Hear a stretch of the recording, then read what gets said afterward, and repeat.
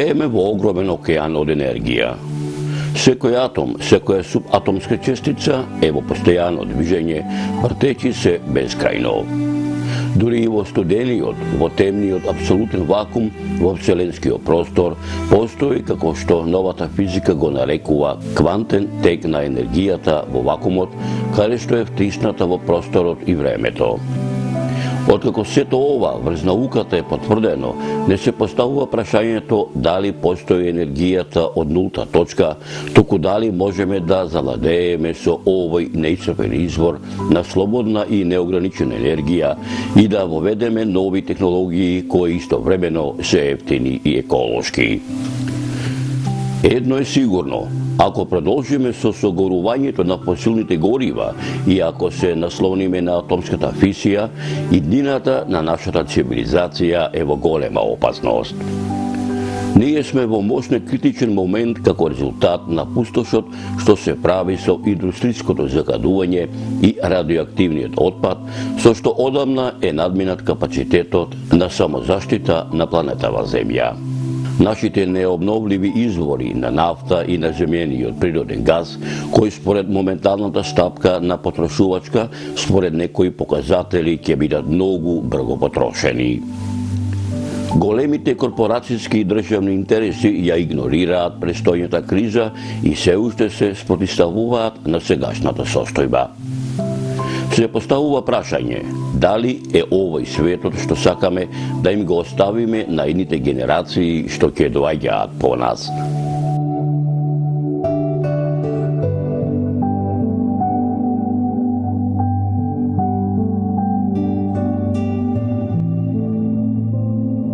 Во научната мисла неодамна се појави една поголема група на научни мислители и пронаоѓачи кои ги предизвика да го истражуваат нашиот начин на размислување како да ги користиме невидливите сили кои постојат во природата.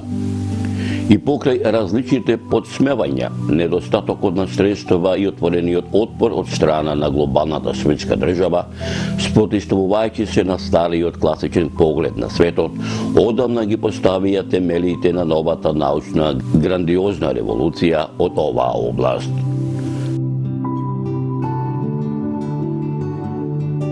Во продолжение на овој документарен запис ќе ви прикажеме дел од многуте револуционерни откритија на неуморните научници, пронаоѓачи, визионери кои можеби го имаат клучот за вечната енергетска независност на секој поединец на планетава Земја, од Никола Тесла до ладната атомска фузија и пошироко. Останете со нас да погледнаме заедно.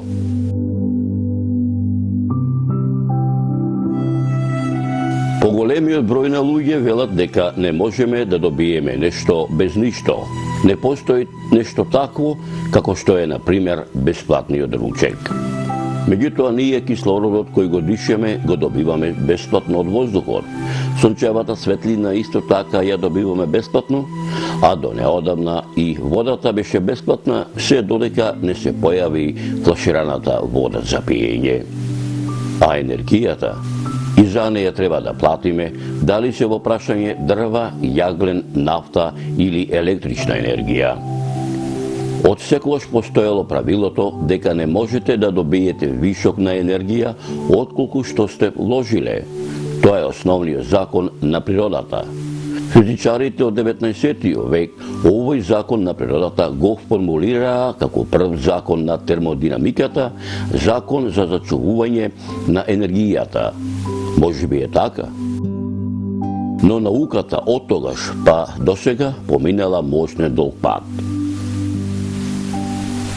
Во почетокот на 20. век Никола Тесла, големиот пронаоѓач кој нам ни ја даде на изменичната струја и Теслиниот калем, рекол: електричната енергија ја има насекаде во неограничени количини. Таа може да ги движи машините и без употреба на јагленот, нафтата и другите горива. Оваа нова сила која ги придвижува предметите ја прима енергијата надвор од планетата Земја, од Вселената, од космичката енергија.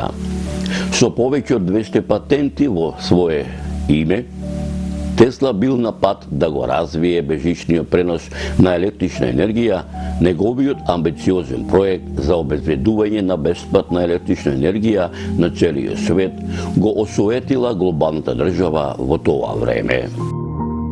Тесла верувал во развој на новата технологија во склад со природата. Кој знае какви се научни откритија денеска се чуваат под превесот на мистеријата во архивите на депоата во владените агенции на САД. Кој знае какви се идеи и исклучителни уреди ќе наследи во иднина нашиот свет.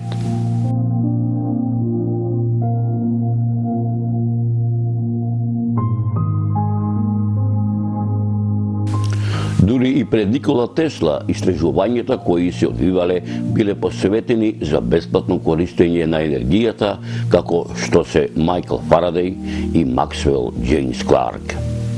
Во 1831 година Майкл Фарадеј го направил моделот на ротирачки магнетен генератор по примерот на магнетното јадро на планетата Земја, чија ротација околу растопеното метално јадро ја одржува ротацијата во само одржливо магнетно поле. Во револуционерната книга на познатиот научник со светски глас, а воедно следбеник на Тесла, Томас Мореј, е запишано дека со посебни уреди може да се направи бежична трансмисија на енергијата од Вселената до било која точка од планетата Земја. Воздухот е наелектризиран, е вообичаен израз кој е вистинит, но дали од него може да се произведе доволна енергија за да би можела да се користи? Науката од областа на енергетиката утврдила дека воздухот без кој не може да се замисли животот на планетава Земја е константно наелектризиран. Тоа ги поттикнало голем број на научни мислители да размислуваат дали може од овој вид на електричитет да се произведе доволна енергија за таа да може да се користи. Сето ова допринело во 18 век да биде пронајден електростатичкиот мотор од страна на Бенџамин Франклин, а во 19 век да биде пронајден Вимс-Хесторовиот електростатички генератор, во 70-те години на 20 век современата верзија на Вимс-Хесторовиот електростатички генератор за бесплатна енергија од страна на Пол Бауман, чиј генератор и денеска доволно ја снабдува со електрична енергија христијанската заедница во Швајцарија. Многу експерти од оваа област се уште се зачудени од високо излезната енергија од овој генератор. Но според верувањето на оваа христијанска заедница дека поголемиот дел од човештвото се уште не е подготвен да ја преземе одговорноста за таквата неограничена енергија, таа ја чува во тајна ова технологија се додека светот не биде духовно подготвен за неа.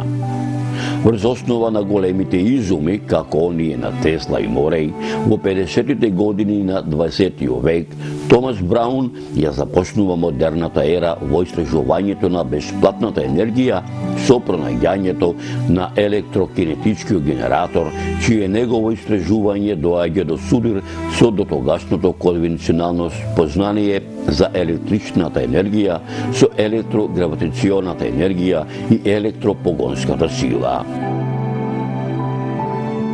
Врз основа на пронајдоците на големите пронаоѓачи како што се Тесла и Мореј, започна модерното доба на изучување на бесплатната енергија. Во текот на 50-тите години на 20 век, каде што во Америка се беше поголем бројот на очевидци дека виделе неидентификувани летешки објекти и додека космичката програма на Америка во зачеток се обидуваше да го достигне советскиот спутник, Томас Таузен Браун веќе работел на експериментите кои му прекоселе на конвенционалното разбирање на електричната струја, гравитацијата и погонската сила. Заедно со Пол Белфит и Ендрю Басен успеале да добијат екстремен високи електрични набои во електрогравитацијата, користејќи од 20.000 до 200.000 волти, откриле дека кондензаторите под висок набој покажуваат потисок во една насока.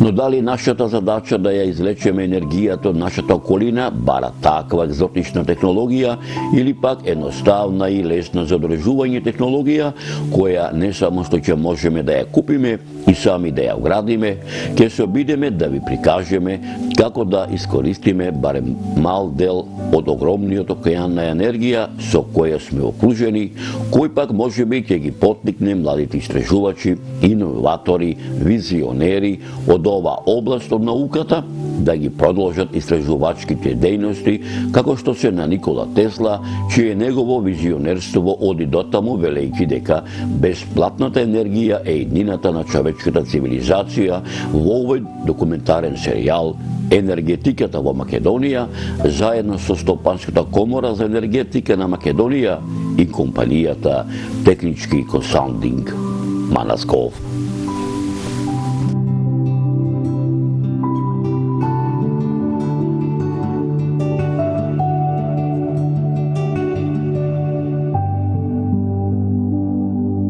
Успеавме да ја организираме и формираме Стопанската комора за енергетика на Македонија, составена од 50 компании во бордот и плюс членови кои што секојдневно им се зголемува бројот. Организиравме трибини низ Македонија со која што успеавме да ги едуцираме граѓаните и компаниите, да им помогнеме на секој граѓанин, на секоја компанија да знае и да биде информиран околу енергетиката и секој граѓанин да се запознае за вистинската состојба, што се случува и како да му се излезе во пресрет. Ние сме тие каде што лично може кај нас секој да се јави и директно да се излезе во пресрет за било кој проблем. Не чекаат и други предизвици. Заедно со тимот кој што не поддржува и спонзорите, ќе одиме од град на град, од село на село, во секој дом, да видиме кој проблем го имаат околу електричната енергија, дистрибутивната мрежа. Воедно, најбитната работа е како Македонија да стане независна со својата електрична енергија, да не купуваме повеќе електрична енергија, туку да имаме собствена електрична енергија, да се намалат емисиите на загаденост во воздухот со исфрлање на термоцентралите, да се зголеми бројот со хидроцентрали и фотоволтаични централи и се што е потребно за да имаме собствена електрична енергија. Најбитниот дел е да стане Македонија независна во делот за електрична енергија.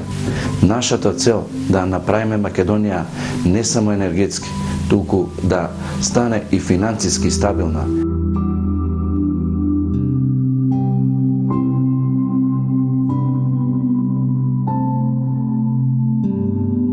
Во време кога земјите на Европската Унија вложуваат големи инвестиции за зголемување на уделот на обновливите извори на енергија во вкупното производство на енергија, при тоа станувајќи светски лидери во производство на чиста електрична енергија, Македонија се уште силно е зависна од увоз на електричната енергија, соочувајќи се со постојан недостаток. Македонскиот енергетски систем се карактеризира со висока енергетска интензивност, мала енергетска ефикасност и отсуство на домашни обновливи извори на енергија во крајниот енергетски биланс. Глобалната заложба за заштита на човековата околина и посебно за намалувањето на емисиите на стаклените гасови, увозната зависност на Македонија од енергија, како и потребата за обезбедување на поголема разнообразност, а со тоа и сигурност во снабдувањето со енергија, неминовно се наметнува зголеменото учество на обновливите извори во финалната потрошувачка на енергија. Македонија има огромен потенцијал за искористување на обновливите извори на енергија, сончева, хидроенергија, ветерна енергија и биомаса за производство на електрична енергија. Според составот, најголем дел од обновливите извори на енергија отпаѓа на хидроенергијата, потоа биомасата, геотермалната енергија и во многу мал дел соларната енергија, како и биогоривата. Во Македонија обновливите извори на енергија учествуваат со 15% од вкупната произведена енергија. Во Македонија од обновливите извори на енергија годишно се произведуваат околу 3300 гигават часови енергија. Најголемиот воден потенцијал на искористување на хидроенергијата се наоѓа во Западна Македонија. Токму овде се лоцирани и најголемите хидроелектрани, но за жал хидропотенцијалот е искористен само 26% од вкупните технички можности во државава. Во Македонија постојат 9 големи хидроцентрали со над 10 мегавати, со вкупна инсталирана моќ од 559 мегавати и годишно производство од околу 1392 гигават часа.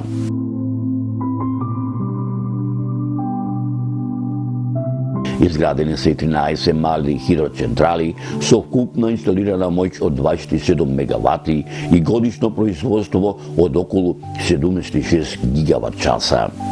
Од тука може да се заклучи дека вкупната инсталирана моќност на хидроцентралите во Македонија изнесува 587 мегавати, а годишно од нив се добиваат околу 1468 гигават часа. Според идните планови и стратегијата за развој се планира изградба на повеќе големи и мали хидроелектрани. Во првата фаза планирана е изградба на неколку поголеми хидроцентрали: Бошков мост на реката Радика, Чебрен на Црна река, Галиште на Црна река и така натаму. Еден од поамбициозните проекти е изградбата на 12 хидроелектрани по течението на реката Вардар. Во следните 5 до 10 години планирана е изградба на хидроелектрани со вкупен инсталиран капацитет од 1000 мегавати и вкупно годишно производство од околу 2401 гигават час. Тоа значи дека доколку се реализираат овие планови, вкупното производство на електрична енергија од хидроелектраните би се зголемило скоро за 3 пати и би изнесувало околу 4000 гигават часа. Проектот Вардарска долина предвидува потечението на река Вардар, а тоа значи на потегот од Скопје до границата со Грција во должина од 200 км да се изградат 12 хидроелектрани, од кои хидроелектрана Велес и хидроелектрана Градец се поголеми. Хидроелектраната Велес е со најголема инсталирана моќност од сите 12 хидроелектрани и е лоцирана на реката Вардар во близина на Башино село, низводно од Велес. Другите 10 електрани се скалесто распоредени по текот на реката и се предвидува да бидат изградени во рамничарскиот дел на долината на реката Вардар, и тоа хидроелектраната Бабуна, хидроелектраната Згрополци, хидроелектраната Градско, хидроелектраната Кукуречани, хидроелектраната Криволак, хидроелектраната Дуброво, хидроелектраната Димиркапија, хидроелектраната Милетково, хидроелектраната Иџабато и хидроелектраната Гевгелија. Со изградба на овие хидроелектрани, вкупната инсталирана моќност ќе изнесува околу 325 мегавати, со годишно вкупно производство од околу 1400 гигават часа. Реката Црна, лоцирана во јужниот дел на Македонија, нуди природни услови за конструкција на високи брани и за формирање на водени акумулации за производство на електрична енергија. Концептот за користење на реката од скочивир до вливот на реката Вардар вклучува 4 хидроелектрани, веќе постоечката Тиквеш, изградба на браните Чебрен и Галиште и изградба на браната Ордов камен. Местото Чебрен е лоцирано кај местото каде што овозможуваат конструкција на висока брана од 193 метри, која ќе формира акумулација со волумен од околу 1 милијарда кубни метри вода, во која ќе бидат инсталирани 3 агрегати со моќност од 111 мегавати, турбински режим и 116 мегавати пумпен режим. Hidroelektраната Чебрен е проектирана со реверзибилни агрегати со моќ од 330 мегавати во турбински режим и 347 мегавати во пумпен режим. Хидроелектраната Чебрен ќе се користи како вршна хидроелектрана. За подобра работа на ревизибилните агрегати на хидроелектраната Чебрен, низводно на хидроелектраната Чебрен се предвидува изградба на хидроелектраната Орлов камен. Изградбата на браната Галиште ќе формира хидроакумулација со волумен од 3 милиони кубни метри вода. Хидроелектраната Галиште е проектирана со конвенционални агрегати и инсталирана моќ од 193 мегавати.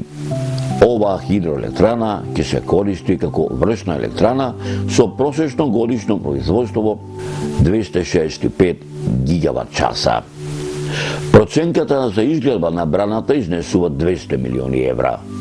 Постоечкиот потенцијал на реката Црна досега се користеше само во долниот дел од постоечката брана и хидроелектраната Тиквеш, а со изградбата на Чебрен и Галиште потенцијалот на оваа река максимално ќе се искористи.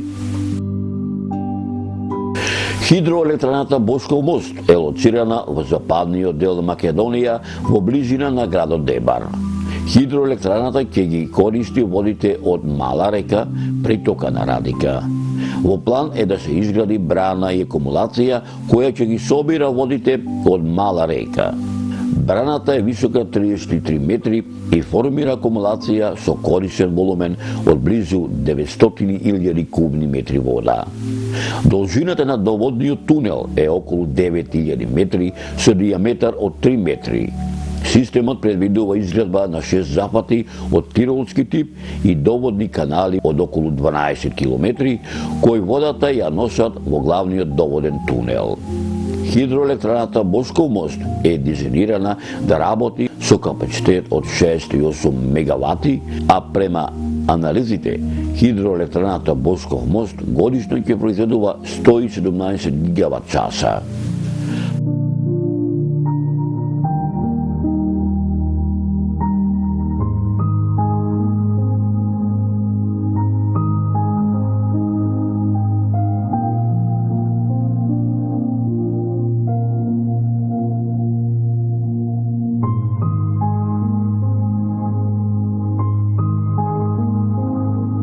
Акумулацијата Луково поле се наоѓа на северозападниот дел на Македонија, на пресекот помеѓу Шарпланина и Кораб.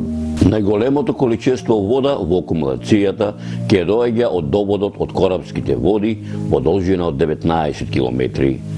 Таа ќе формира акумулација со купен волумен од 39 милиони кубни метри вода.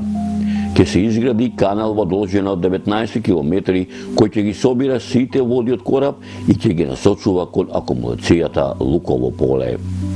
Овој дел од Македонија е богат со врнежи поради висината на планините.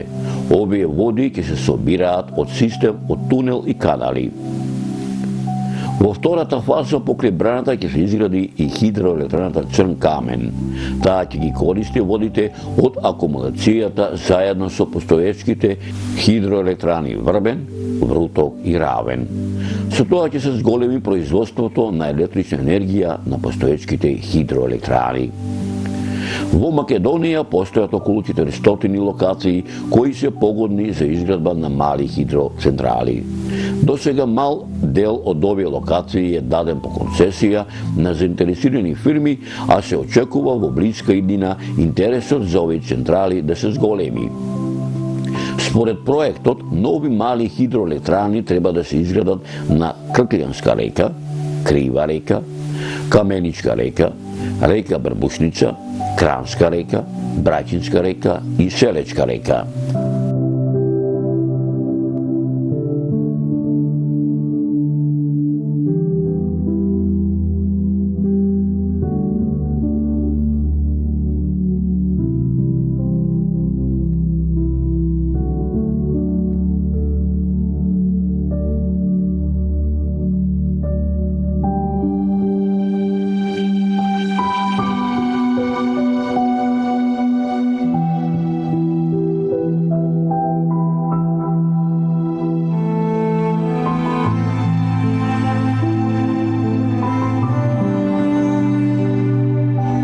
Сонцето е нашата најблиска звезда и посредно и непосредно е извор на сета расположлива енергија на планетата Земја, како што е соларната, геотермалната, хидроенергијата, енергијата на ветрот и енергијата добиена од биомаса.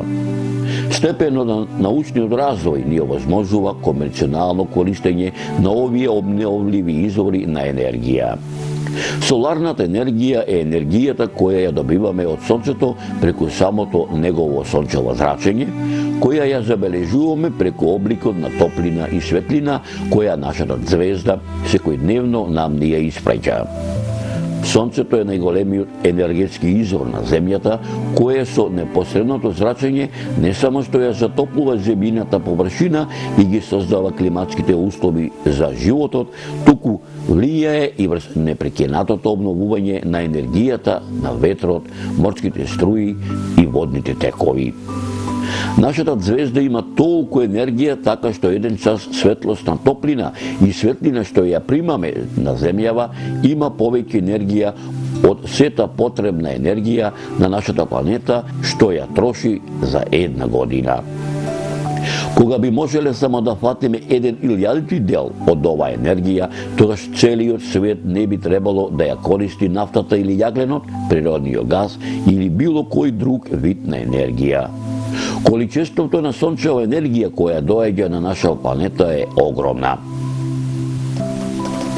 Со околу 280 сончеви денови во годината и околу 1500 киловат-часа сончево зрачење на метар квадратен, Македонија спаѓа во земјите со најголемо зрачење во Европа, но не и во земјите кои најмногу ја користат соларната енергија.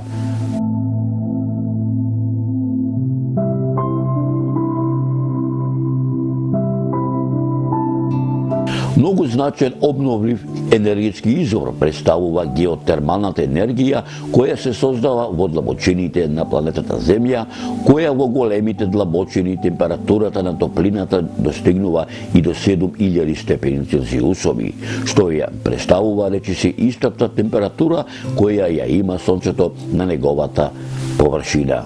Најпрактичен и најефикасен начин на користење на овој вид на енергенс се постигнува во непосредна близина на активните или угаснати вулкански подречја. Иако во Македонија се наоѓа неколку геотермални извори, како што се Скопскиот геотермален басен, Кочанскиот геотермален расет, Преспанско-Охридскиот расет, Струмичкото геотермално извориште, се уште овој геотермален извор на енергија не се користи. Енергијата на ветрот во светот се користи многу долго. Најстарите ветерници се користеле уште од античко време во Персија. Во Калифорнија денеска се наоѓа најголемиот парк на ветерна централа, која годишното производство на електрична енергија го заменува производството на една просечна нуклеарна централа.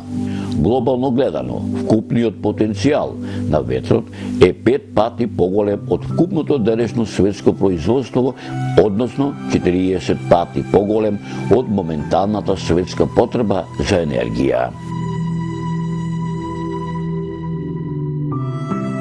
Паркот на ветерни електрани Богданци е лоциран во југоисточниот дел на Македонија на ридовите Ранавец и Главите на височина од 300 до 500 метри надморска височина.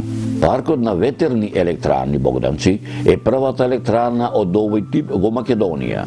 Паркот се состои од 22 ветерни турбини, секоја со номинална моќност од 2 до 2,5 мегавати, што резултира со вкупна моќност од околу 50 мегавати. Ветерниот парк е поврзан со македонскиот електроенергетски систем преку трафостаницата од 60 мегаволт ампери и 11 километри долг 110 киловолтен далновод со трафостаницата во Ландово.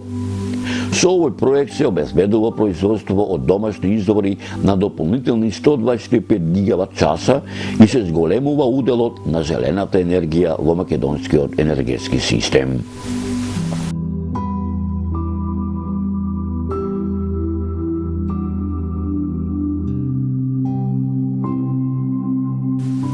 Кога ќе помислите на електричната енергија, спомнете си го Томас Едисон.